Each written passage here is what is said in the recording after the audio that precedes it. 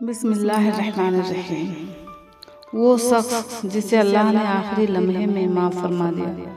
ایک ایمان افروز واقعہ۔ السلام علیکم میرے پیارے بھائیوں اور بہنوں، آج میں آپ کو ایک ایسا واقعہ سنانے جا رہی ہوں جسے سن کر شاید آپ کی آنکھوں میں آنسو آ جائے اور آپ کے دل میں اللہ تعالیٰ کی رحمت کی امید پہلے سے بھی زیادہ بڑھ جائے۔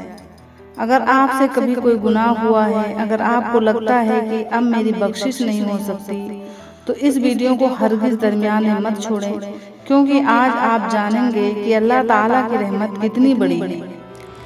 یہ واقعہ صحیح احادیث میں بیان ہوا ہے۔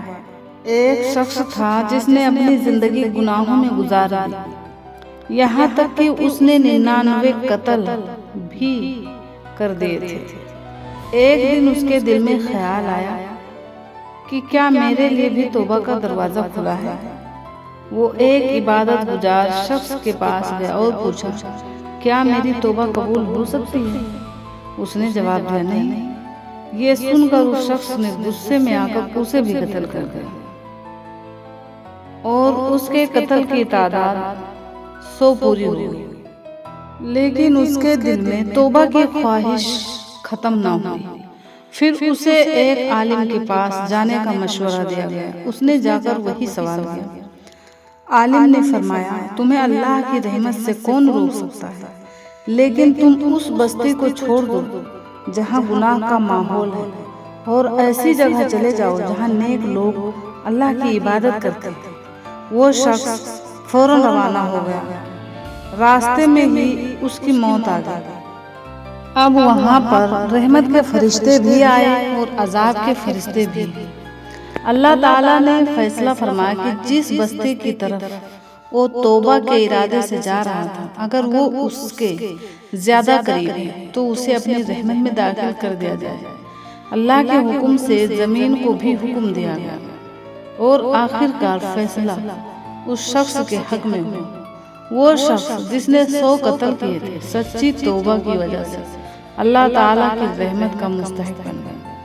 میرے عزیزوں، ذرا سوچو، اگر اللہ تعالیٰ ایک ایسے شخص کی سچی توبہ قبول فرما سکتا ہے تو ہم اور آپ کیوں مایوس ہیں؟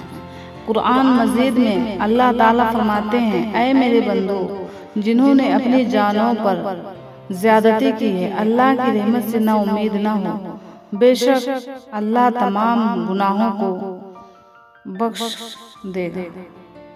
لیکن اس واقعے کا مطلب ہرگز یہ نہیں ہے کہ انسان گناہوں کو معمولی سمجھے۔ اس کا اصل سبق یہ ہے کہ گناہ چھوڑ کر فوراً اللہ کی طرف رجوع کیا جائے، نیک لوگوں کی صحبت اختیار کی جائے اور سچی توبہ کی جائے۔ آج ہم اپنے دل سے پوچھیں، کیا ہم نماز کے پابند ہیں؟ کیا ہم قرآن پاک روزانہ پڑھتے ہیں؟ کیا ہم والدین کے حقوق ادا کرتے ہیں؟ کیا ہم دوسروں کو معاف کرتے ہیں؟ اگر نہیں تو شاید یہی لمحہ ہماری زندگی بدلنے کا موقع ہو۔ چلو آؤ ہم سب دعا کرتے ہیں مل کر کہ اے اللہ، ہمیں سچی توبہ کرنے والوں میں شامل فرما، ہمارے گناہوں کو معاف فرما، ہمارے دلوں کو ہدایت عطا فرما اور ہمارا خاتمہ ایمان پر فرما، آمین۔ اگر یہ واقعہ آپ کے دل کو چھو گیا ہو تو اس ویڈیو کو شیئر کریں تاکہ کسی اور کو بھی اللہ کی رحمت کی امید ملے، اور ہمارے چینل کو سبسکرائب کریں۔